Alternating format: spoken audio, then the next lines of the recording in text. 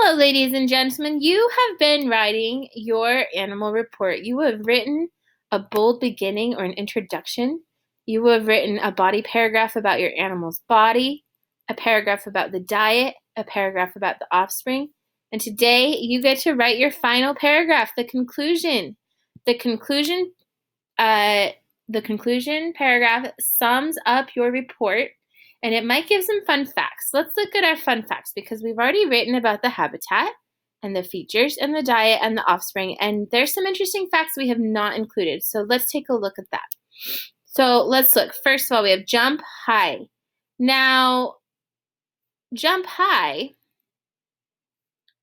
I think that would fit in the part where the animal, the fox, is hunting. So if I go to diet, it says a strong fox hears faraway rodents under the scorching sand. To get his food, he pounces and digs hungrily. Now, we're already talking about him pouncing, so I could add a change and say he pounces high. Pounces. I don't like pounces high. I'm going to keep pounces. I think pounce is a good word that helps me know he jumps high. So I'm going to keep that. And I don't think I really need to include jumps high anywhere because it's already in that he pounces. Let's see. We learned that he can go a long time with no water, but I actually wonder how long he can go. I might include that. We know that he's nocturnal. I bet nocturnal would go with his hunting because he hunts at night. So it says a strong fox hears faraway rodents under the scorching sand.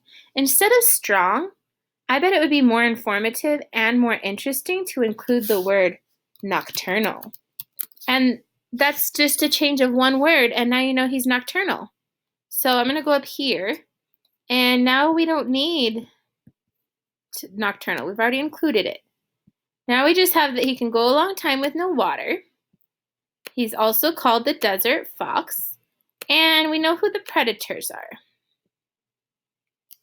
So I might write about that in my writing, but instead of saying he goes a long time with no water, I want to find out just how long he can go with no water. So I'm going to go do a little bit of research and find out. I will be right back. Now, ladies and gentlemen, I was doing some research and I found some interesting information about its jumping. I found out that the fennec fox can jump 2 feet high and 4 feet forward. That doesn't have to do with the diet yet, but I want to add that to my writing. So if I go back to where he pounces, I can add that. Let's see, right here. He pounces, and I'm going to write 2 feet high and 4 feet forward. To get his food, he pounces 2 feet high and 4 feet forward and digs hungrily. And we can move our circles, got a little messed up there.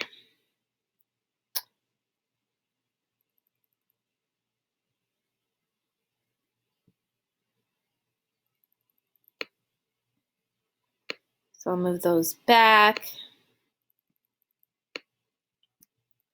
Good enough. Okay, so I was doing some more research and I couldn't find out how long they can go with no water, but I did find more information I found about it. They didn't say how long they can go with no water, but they said they get their water from berries and leaves. So in my conclusion, a good conclusion is interesting. So sometimes you might ask with a fun fact a did you know question. Did you know a fennec fox, doesn't need a lot of water? He can get water from berries and leaves. Okay, so that's my first fact. I got that he can go a long time with no water. with berries and leaves, and I added that he jumped 2 feet high and 4 feet forward into a different paragraph. Now I'm going to include that he's also called a desert fox and his predators.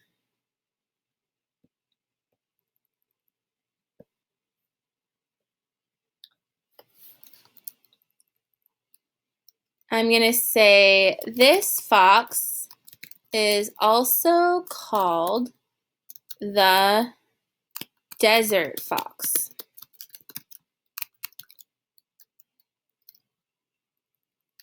Predators, his predators are, and I'm just going to list them like I did with his diet. They have jackals, owls, hyenas, and vultures. I'm going to use some commas. Are jackals, owls, hyenas, and vultures. Okay. So now I have included all of the fun facts. So now it's time to wrap it up. I want to end it. I can't just stop. I have to wrap it up. So thinking about everything I've learned that the fennec fox, he's tiny, but he has a lot of adaptations to his body that helps him live in the desert. I learned that he lives in the desert and its body helps him live in the desert. I think the fennec fox is really interesting. So I'm going to say the fennec fox is a interesting animal whose body helps him live in the desert. And at the beginning, I told you I'm going to learn about the fennec fox. I said I'm going to tell you about the fennec fox. At the end, I might say the fennec fox is an interesting animal whose body helps him live in the desert. And you might tell your reader, now you know some fun facts about this amazing animal. And that's it. Now you know. All done. Now it is your turn. Get all of your paragraphs, put them in order, beginning, body paragraph 1, body paragraph 2, body paragraph 3. Reread them to yourself. See what fun facts you still need to include, and write your final paragraph. Make sure the end, you sum it up. The fennec fox is an interesting animal whose body helps him live in the desert. That's kind of the main idea of this whole paper that we've been writing.